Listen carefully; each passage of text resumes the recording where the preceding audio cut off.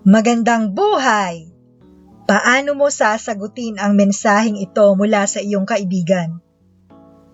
Mars, pautang naman! Dahil ba close naman kayo? Okay lang magpautang? Kawawa naman kasi baka kailangan niya talaga. Ayaw mo namang masabihang madamot at makasarili. Sa ganitong mga pagkakataon, ano dapat ang iyong pamantayan? Kailan ka magpapautang? Kailan ka tatanggi? Talakayin natin ang usaping ito gamit ang aklat na The Richest Man in Babylon ni George Clason at Total Money Makeover ni Dave Ramsey. Ito ang Mobazilla. Mag-subscribe sa aming channel at pindutin ang notification bell para updated ka sa aming mga bagong videos. Tignan muna natin ang mga payo mula sa The Richest Man in Babylon. Kapag nais mong matulungan ang iyong kaibigan, gawin mo ito sa paraang hindi maililipat ang problema ng iyong kaibigan sa iyo. Ang pagpapautang sa iyong kumpare o kumare para makabili ng gatas ng kanyang anak ay pag-ako sa kanyang tungkulin. Nais mo ba itong gawin? Kapag naubos na ang nabiling gatas, mataas ang posibilidad na muling mangungutang sa iyo para may pambili muli ng gatas. Dahil ikaw ay isang maaasahang kaibigan, titigil na ang iyong kaibigan sa paghahanap ng paraan kung paano matutustusan ang kanyang pamilya. Naglaan ang aklat ng 3 pamantayan para sa ligtas na pagpapautang. Pwede kang magpautang kung una, mas mataas ang halaga ng collateral kumpara sa halaga ng kanyang inuutang. Dahil dito, mas magpupursige ang nangutang na maibalik ang iyong pera para makuha ang kanyang ibinigay na collateral. Katulad ito ng mga isinasanlang lupa. Ikalawa, ang taong nangungutang ay may kakayahang kumita ng pera. Ito ang dahilan kung bakit naghahanap ang mga lending companies ng proof of income. Nais mong tumulong, naisin mo rin sanang mabayaran ka. At ikatlo, ang mga nangungutang ay may garantor na nagpapatunay na may integridad ang nangungutang. Kung sakali mang hindi makapagbayad ang nangutang, maaari mong singilin ang garantor. Magpautang lang kung ang pupuntahan ng inutang ay sa bagay na mag-aakyat sa kanila ng pera, katulad ng negosyo. Kung ang dahilan ng pangungutang ay nagpapakita ng kakulangan ng mabuting pagpapasya, huwag pakawalan ng iyong pera. Ilang halimbawa nito ay pangungutang para sa birthday ng anak o pambili ng bagong sapatos o mailibre ang nililigawan sa isang mamahaling restaurant. Kung sakaling sa negosyo dadalhin ang inuutang, aralin muna kung makatotohanan ang negosyong binabalak. Kasama na rito ang kanyang kakayahang mapalago ang negosyo. Nais mo bang magpautang sa isang jeepney driver na gustong sumubok sa stock market? Sina Henry C. at John Gokong Wei ay nangutang din naman noon sa China Bank para mapalawak pa ang kanilang mga negosyo. Madaling naaprubahan ang kanilang application dahil sa naipakita na nilang husay sa pagninegosyo. Ibig sabihin, naniniwala na ang bangko na maibabalik ang kanilang naipahiram. Nang nagsisimula naman si Robert Kiyosaki sa kanyang real estate business, tinatanggihan pa siya ng bangko.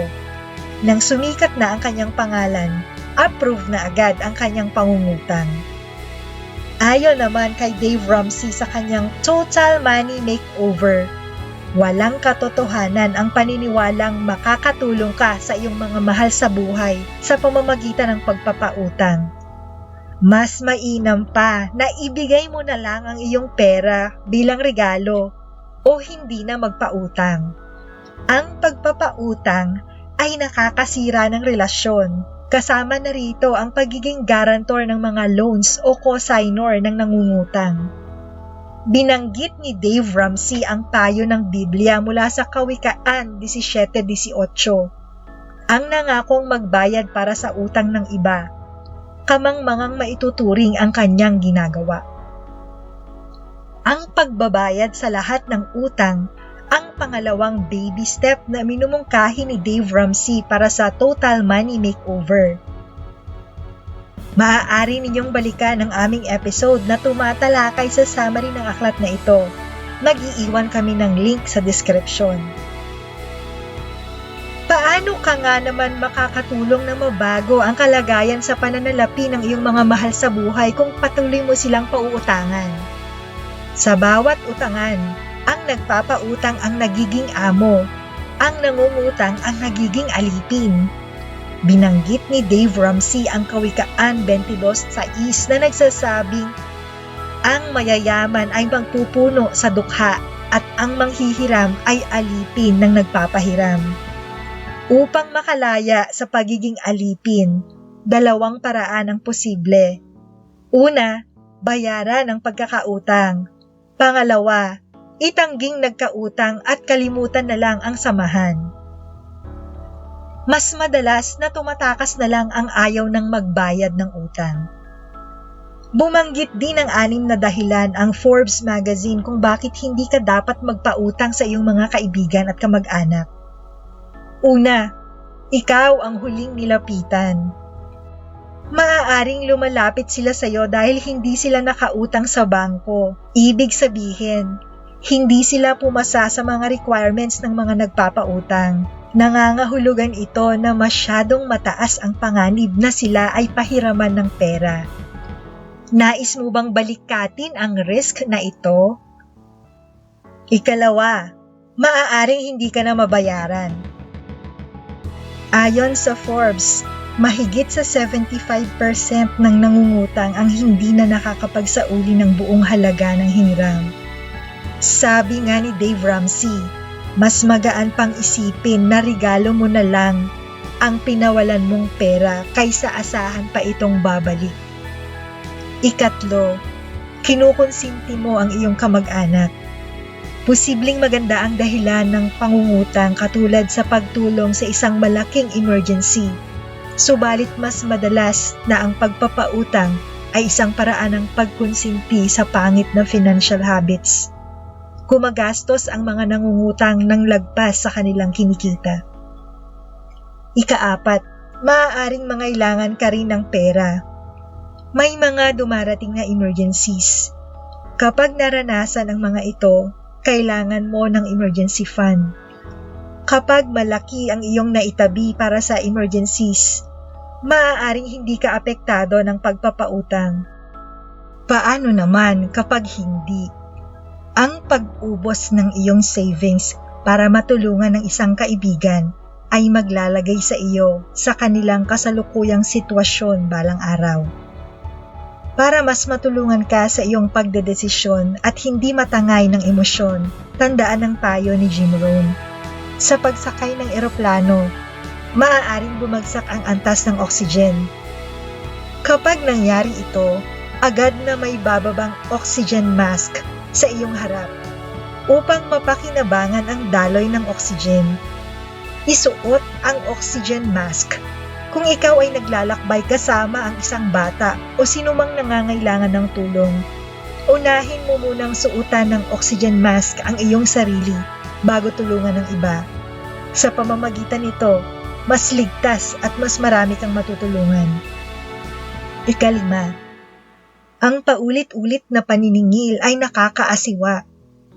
Dahil nga bihira lang talaga ang nakakapagbayad, darating talaga sa puntong mahirap na ang maningil.